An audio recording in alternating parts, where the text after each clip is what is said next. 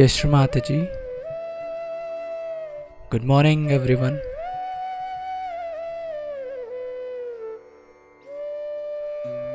Let's all bow down to Srimatiji, raise our Mother Kundalini and put Bandhan.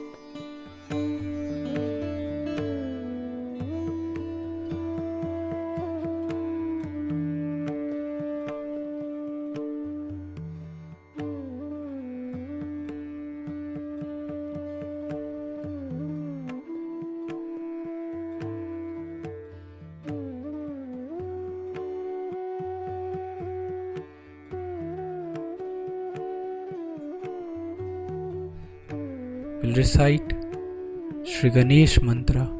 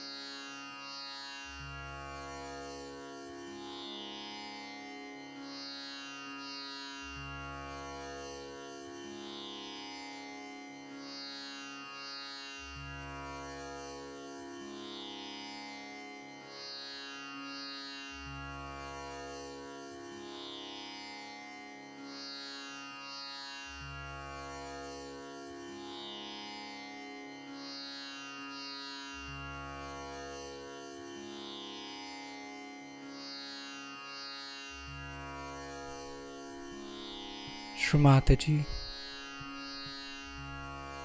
you are Shri Ganesha.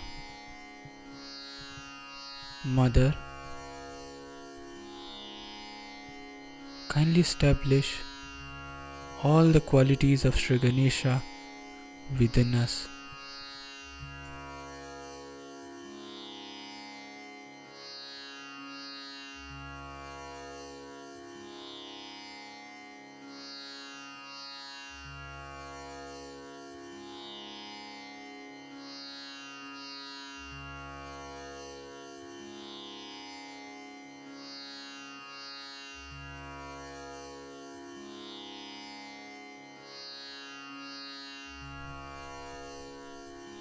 Srimatiji,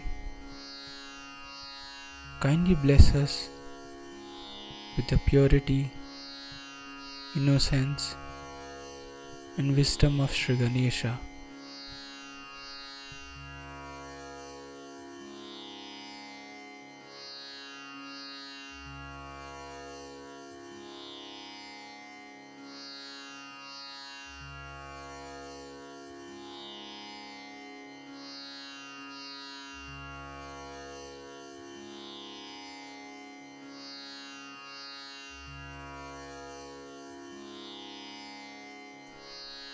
Srimatiji, kindly establish us in the state of complete thoughtless awareness.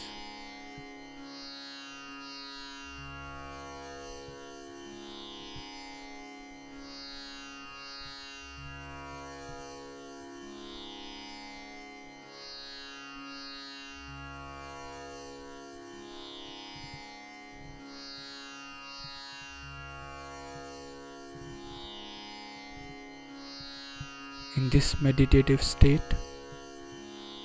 we will now hear Srimatiji speech.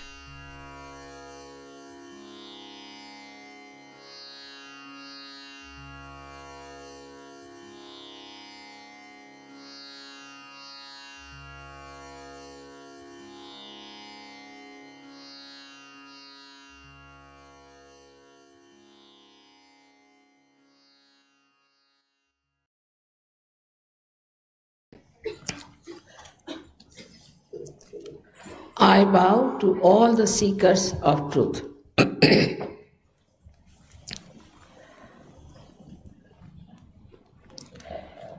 As I told you yesterday, that truth is what it is. We cannot understand it. You have to feel it. We cannot conceptualize it. and you cannot feel it also at this human awareness. We have to become a subtler being, as described in all the scriptures, that you are to be born again and that you have to become the spirit to feel the existence of truth.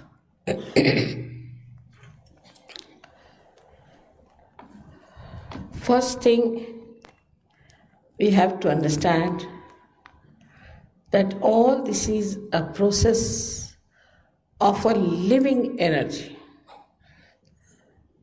Divine is a living energy, and divinity within you also is a living energy. We do not understand sometimes what is a living energy. When we sow a seed in the grounds, they sprout by themselves. When a mother conceives a child, according to the normal nature of human beings, their body has to expel everything that is foreign. But when the child is conceived, it is not only kept in the body, but is nourished, looked after, developed, and at the right time it is expelled. There are so many other things which cannot be explained through medical science. But one must know that to understand what I am saying, you must have an open mind, like a scientist has. And if you find what I am saying, which is like a hypothesis,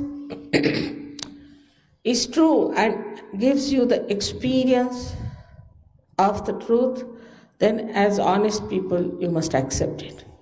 Because it is for your emancipation and for the emancipation of the whole world. In our evolutionary process, now we have become human beings. But as you know, we have not achieved the absoluteness. For that, something has to happen within us.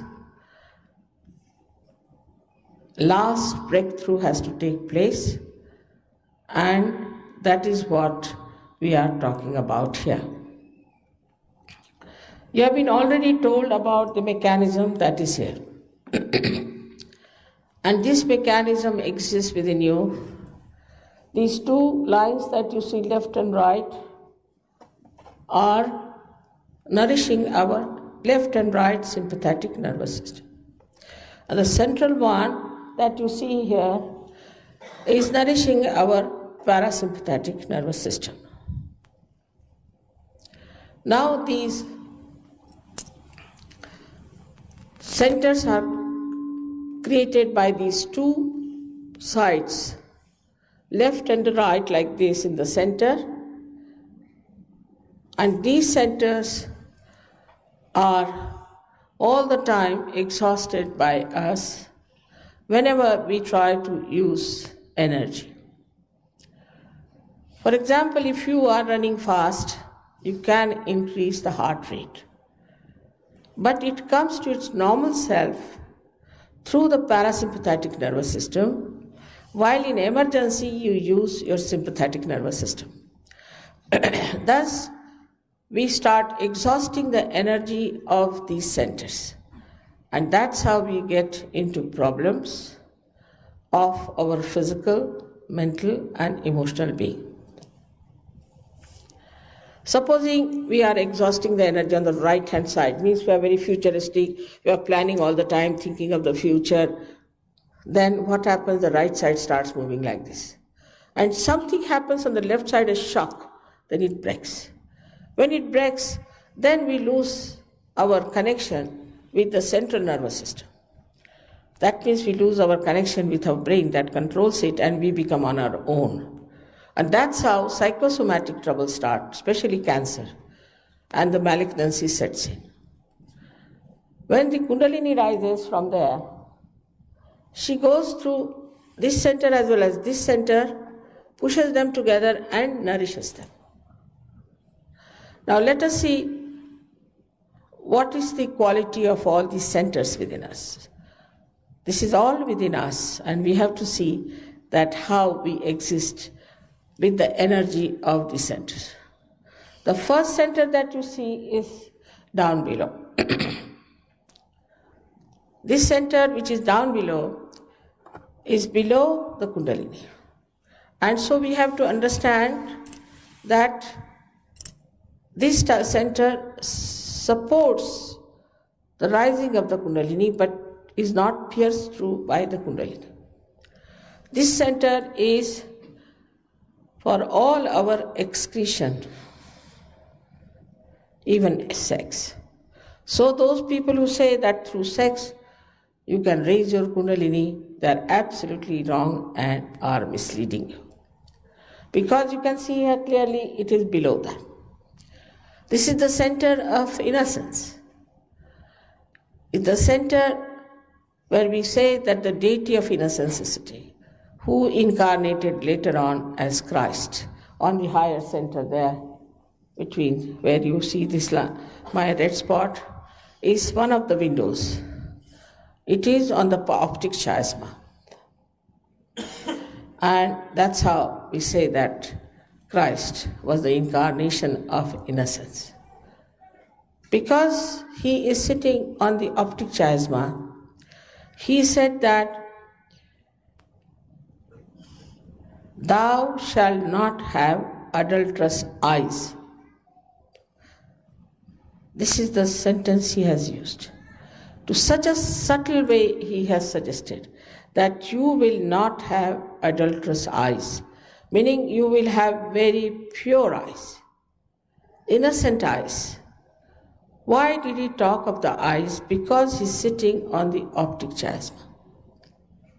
It's a very constricted center, and he was to be resurrected to show that you can also pass through that center very easily. So his message is not his crucifixion, but his resurrection.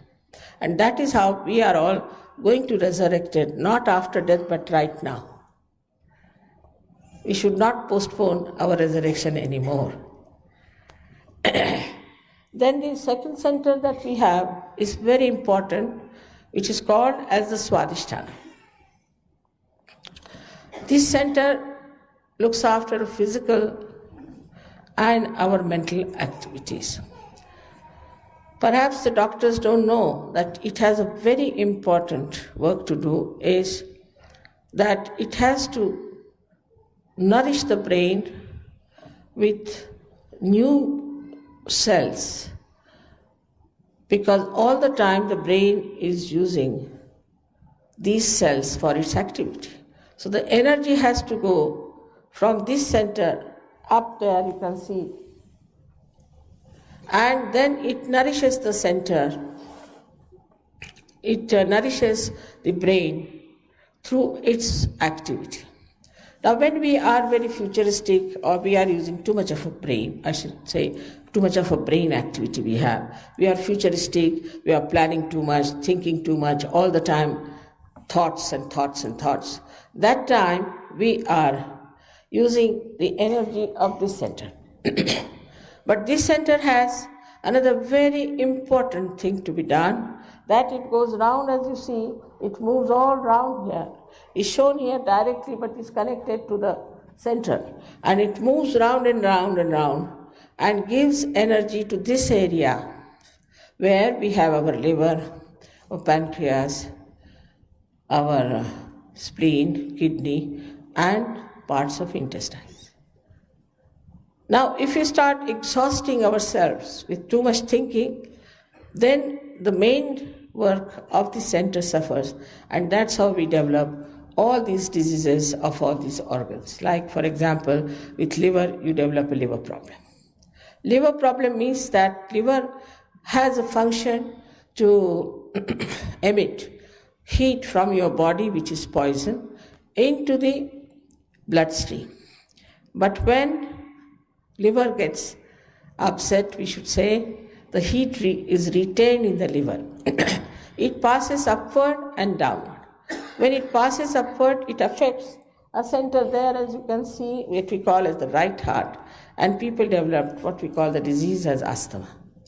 And when it passes downwards, it reaches the kidneys and coagulates, and you get kidney troubles, for which we have to go on dialysis and ultimately to die. So this heat is created because our liver is out of gear.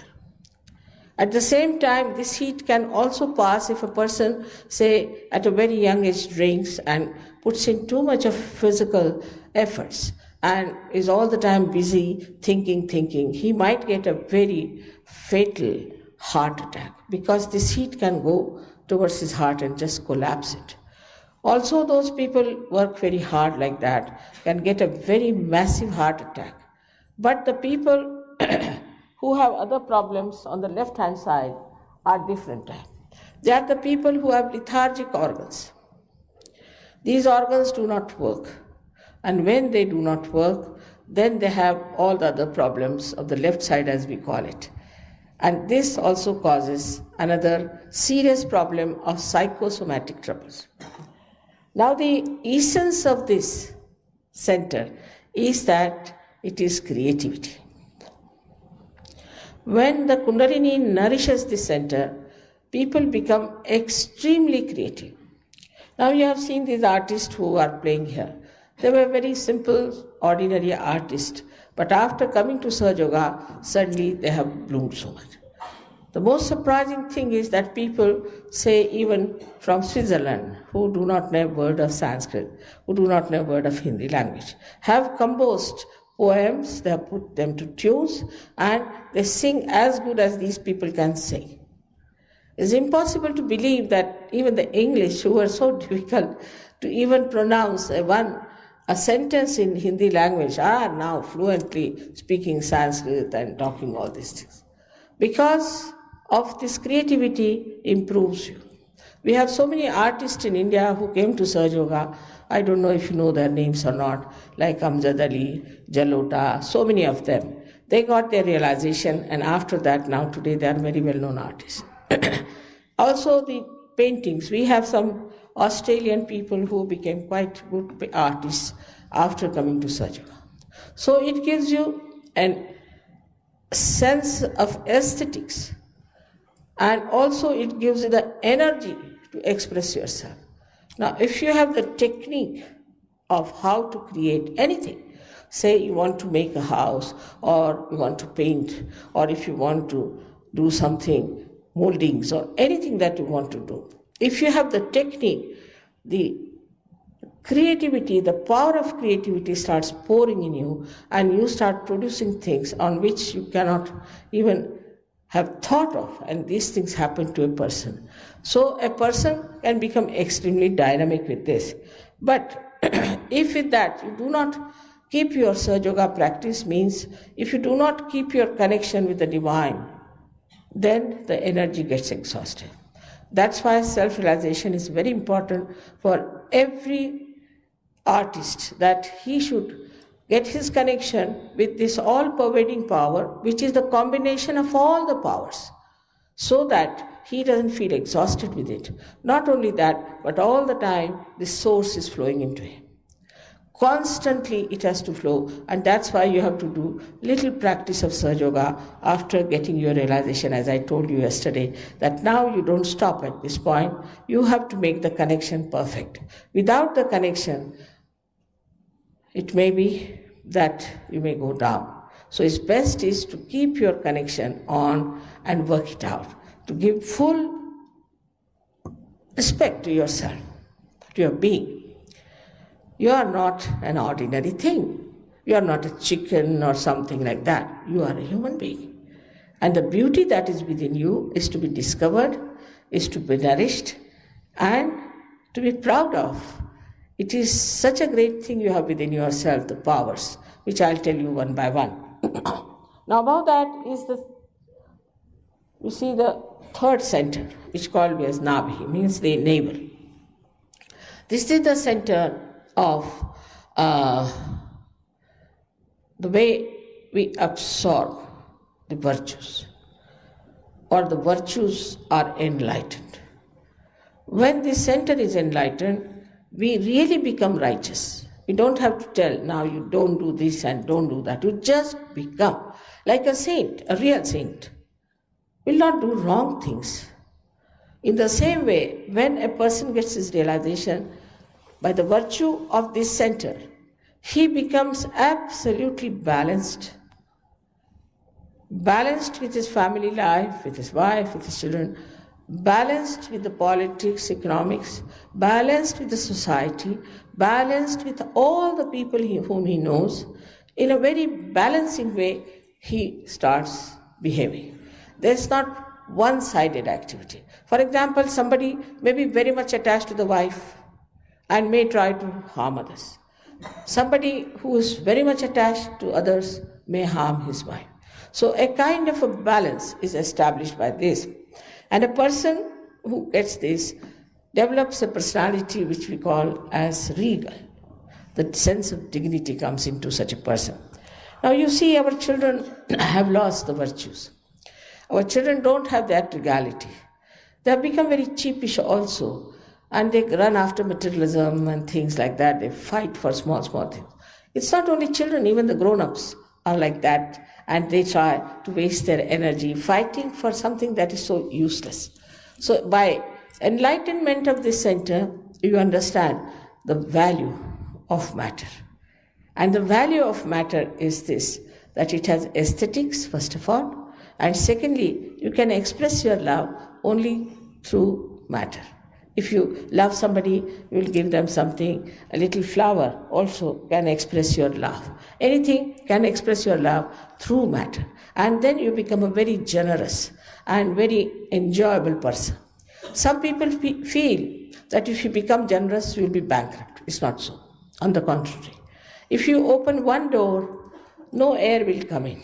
But if you open the other door, all the air will start circulating in the same way. When a person is generous, he starts getting so many blessings because he is also connected with the divine that he's amazed. He doesn't know what to do with the things that he has got, and then he starts pouring it to others. There are so many things people are telling me about miracles and miracles of even material things in their jobs, in their purchasing, in their shopping, the way they have seen miracles happening, that it is nothing but just that this center is enlightened. And with this center, within you, a righteousness comes in. And this righteousness doesn't force anybody else. It's just righteousness itself, which doesn't command anything or demand anything, but it becomes a respectable personality. And you just start really understanding that, look at this man. Somebody was telling me today that in the office, people ask, how are you so dignified? I said, I didn't know I was so dignified. No, you don't do anything undignified, and you do everything just like a child also. So it's a childlike dignity you develop. And it's a beautiful thing to happen. Really, it's angelic. Now then we have another center on top, which we call as the heart center. It is in the center. Now in the sternum bone, behind the sternum bone, this center is there, and thymus produces the antibodies in your sternum bone. These antibodies later on fight your diseases. When you are about 12 years of age, they go into the whole body and waiting there for a signal from your sternum bone. That means, supposing you see something, you get frightened. This bone starts pulsating. When it pulsates, the antibodies know there's some emergency and they get prepared for it. Now, this is such a normal thing to happen to people. But insecurities can be of the worst type. And when these insecurities develop, people can develop all kinds of diseases of the lungs. Especially the women develop what you call as the breast cancer. Mostly these women are insecure. Maybe their husbands are not good, or they feel that the husband may leave them alone or something like that. There are certain insecurities that are built in. They might be quite frightened personalities, I've seen most of the air hostesses have this center heart catching because they're afraid they may miss the plane, or I don't know, they have to be on the job and run and do. Mostly these time-bound jobs cause you the trouble here of the center heart. And this center heart is very important because for women especially, they have to be secured. If their motherhood is challenged, then they are even worse. And this is how one has to understand a woman should be very much respected. If she is your wife, she is your child, or anything, she has to be respected and given all the security. It's the woman who makes the society, it's the woman who creates the children, it's the woman who looks after the children. So the men have to give all the security and the protection to the womanhood, and understand that is a very important factor, which if we neglect, we can have lots of problems with our society, and the women will start competing with men, and then the society will be all dislocated. So the center on the left side and the right side are the centers of your father, of your mother and your father. If there's any problem with your father, then the right side catches and it gives you asthma. First of all, you are, we can say, vulnerable to asthma due to bad liver. Plus, if you have problems with your father or eat with your fatherhood. Supposing you are an unhappy father, or maybe that you are not looking after your children, then you get this center caught up very badly. Then on the left side is the mothers. And the mothers is that when some mothers are not good mothers, also children can get this. Or when the children are not nice to the mother, they also get it. So mother and father are very important factors in Sahaja Yoga, and you have to understand that if your parents have been unkind to you, you must forgive them. Just forget about them because they have given you birth. You should be thankful and just forget about them. That's the best way to get over the problem of left and right heart. Then we have on top, if you see, is this chakra which we call as the Vishuddhi Chakra. This Vishuddhi Chakra has got 16 petals and looks after our ear, nose, eyes, throat, everything. Our face, everything is looked after by this center. Now this center also has left and right. All centers have left and right. And when you feel guilty, the left center catches, which is a very dangerous thing because this gives you diseases like angina or maybe diseases like spondylitis and lethargic organs. Right when a person is very aggressive, talks very aggressively and tries to dominate others and use his power of speech to show off, the right side catches. The reactions of this can be many, that the hand gets frozen and they also get the cancer of the throat. All kinds of things can happen with this chakra being in trouble. Now then we go to the chakra here in between the optic chiasma. It is placed like this and it's absolutely closed. It is when you forgive. Christ has said that you have to forgive. When you forgive everyone, and also when you ask for forgiveness, this chakra opens like this. Otherwise it cannot open. We saw yesterday there are some people, at least there were 10-15 people who never got their realization because they had not forgiven. Then I put my hand, worked on them, and it worked. But it's very simple to forgive, because whether you forgive or don't forgive, you don't do anything. It's a myth. It's absolutely a myth that you don't forgive. But for that myth, you suffer so much. So you have to forgive to open the center of Agya. It's very important, and is the deity on that is Jesus Christ. Then you enter into the area called limbic area, which is on top, which is called as Sahasrara in Sanskrit, means there are 1,000 petals. These look like tongues of flames as described in the Bible. All of them look like tongues of flames, but in the brain they are of 7 colors. Beautifully, very silently, peacefully opening, closing, opening, closing. So when the Kundalini goes into the limbic area, it enlightens your brain. It enlightens. And as I told you yesterday, there are many children who have dullards have now records in their examination. They have put so much of new dimension to their understanding that their teachers, their professors are surprised. This is what happens when the brain, which is used very little, starts getting enlightened. Automatically, you start using it. Then it pierces through the fontanelle bone area, which is a very soft bone, through which this Kundalini comes out.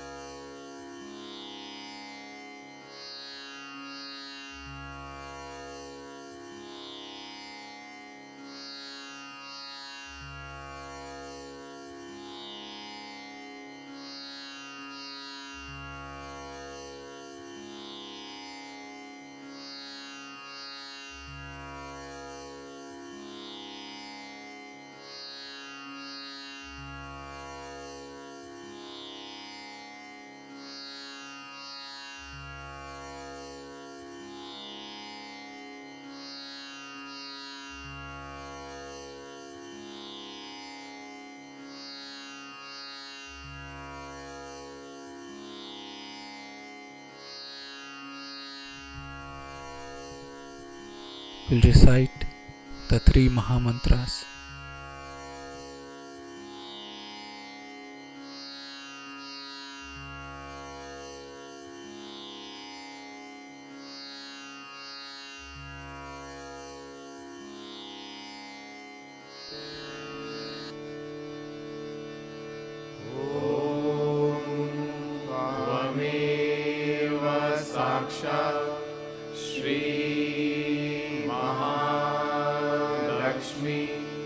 Maha Saraswati Maha Kali Trigunaatmika Kundalini Sakshat Shri Adi Shakti Mataji Shri Nirmala Deve Namo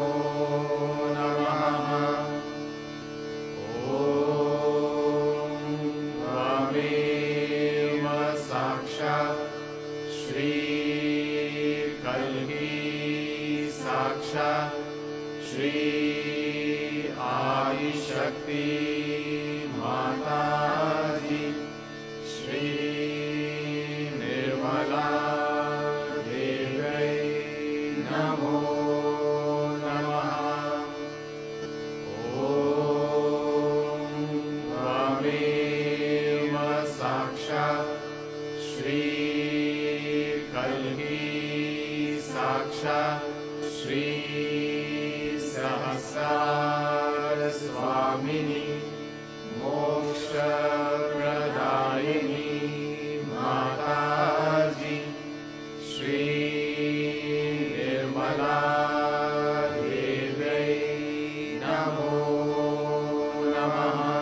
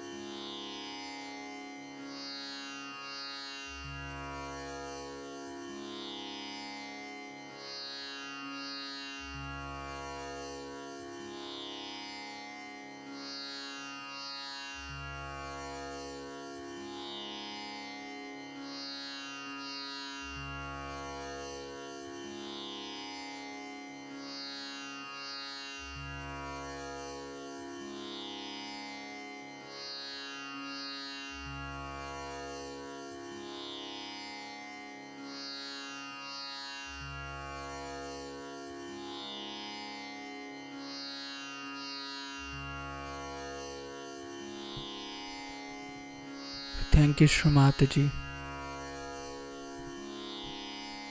for this beautiful collective morning meditation.